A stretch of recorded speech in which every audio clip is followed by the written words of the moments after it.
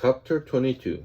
Down the long hallway from Elisa's office, Kate Capel sat behind his desk and doodled on a yellow legal pad. At the top, he had written a fresher look, and beneath it, he was listening the story ideas he had lined up for production over the next 2 months. The new series was scheduled to begin right after Labor Day. Weekly package will air each Wednesday during the evening headlines, with Elisa Blake reporting on a story that was of a particular interest to her. It was being sponsored by a Wall Street investment firm which was paying to get a special mention at the beginning and end of each report. So there was big money to be made for key news, and the pressure was on to make sure the series was a success and thereby renew it. Kate pulled a stick of double mint gum from one of the packs he kept in constant supply in his desk drawer. As he unwrapped the silver paper, he noticed his fingernails with disgust. They were beaten down to the quick, pathetic.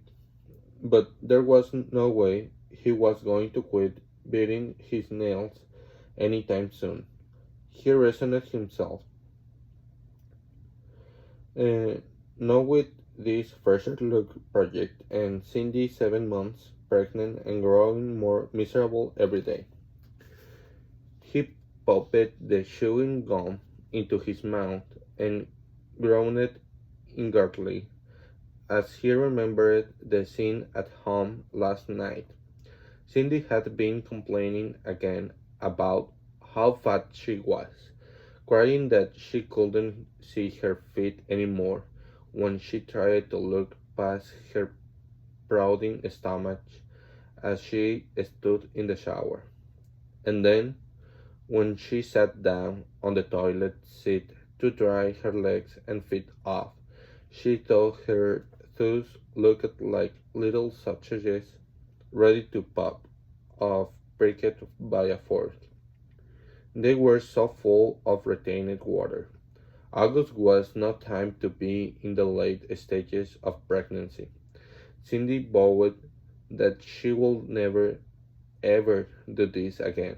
This will be their only child. Kate had tried to console her. She still looked beautiful to him, and there were just 2 months to go. He reassured her. Easy for you to stay, Cindy ranted. Your life hasn't changed one bit. You still slide into your clothes every day. You still eat everything you want. You can sleep at night. You aren't having nosebleeds. And you have no idea what sciatica feels like. No one is kicking at you from the inside, and you don't have to run to the bathroom every 20 minutes. I don't see any stretch marks growing across your stomach. At first, she pulled away as he tried to put his arm around her, but then she had dissolved into tears and she buried her blonde head in his shoulder. She sobbed and apologized for being such a serious. She wasn't herself, she promised. Of course, she was happy about the baby, but just hated being pregnant. I wish I could make it easier for you, sweetheart, Kate whispered as he kissed her wet cheeks. I love you so much, and I know we're going to get through this together. It was true. He did love her, had loved her from the first time he saw her. He had never been so attracted to a woman as he was to Cindy, and he still was, pregnant or not. He lifted her chin and kissed her on the mouth. At first, she had responded, so he was encouraged to continue, hoping that it would be different from the last few times he had tried to make love to her.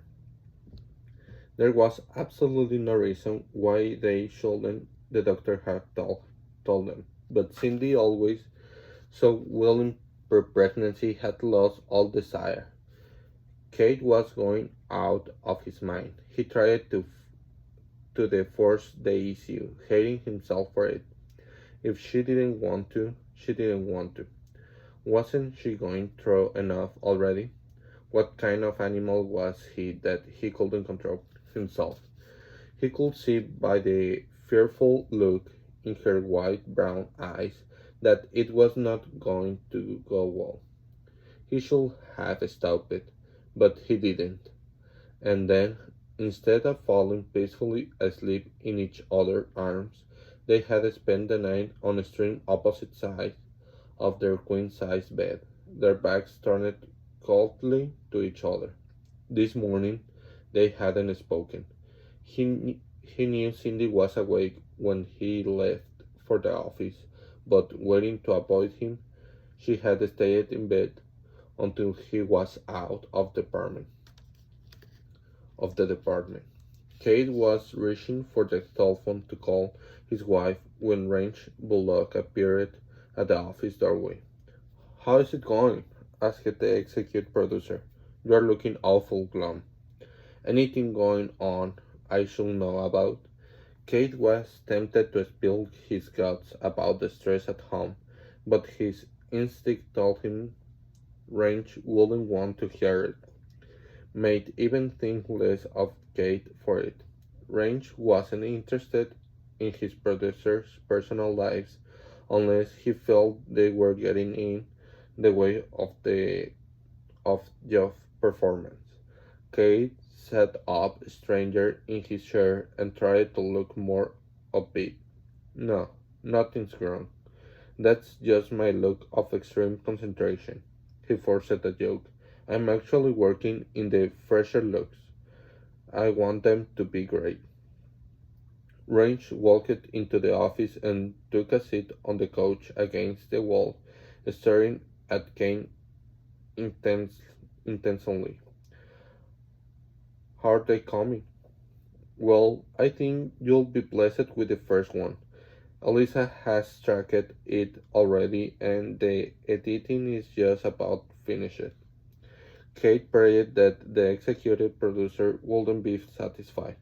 Bullock had a high standard for all the pieces that appeared in his broadcast. But with so much advertising money on the line for these fresher look pieces, Kane knew that Range was going to be extraordinarily critical.